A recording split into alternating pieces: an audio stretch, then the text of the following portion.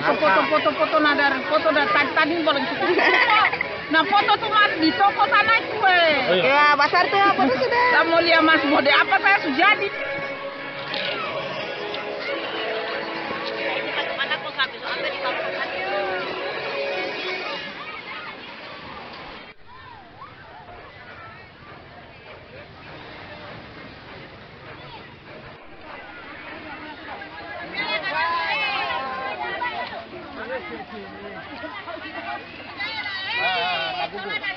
Beta ini seorang petani, tapi dengan adanya tambang ini dia muncul dengan begitu mendadak. Pada akhirnya kata orang ini alih profesi untuk sementara untuk menambang di sini.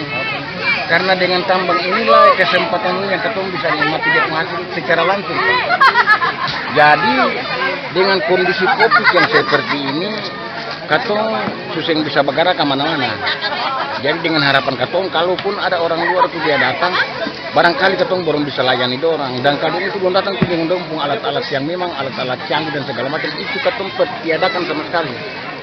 Supaya bapak-bapak yang bisa tahu bahwa ini katong sendiri yang harus menikmati akan. Karena kondisi yang ada ini memang betul-betul sangat memprihatinkan orang kalau memang ada orang luar masuk. Sudah berapa lama Bapak dulang di sini, Pak? Baru 3 hari. 3 hari. Sudah dapat berapa banyak, Pak?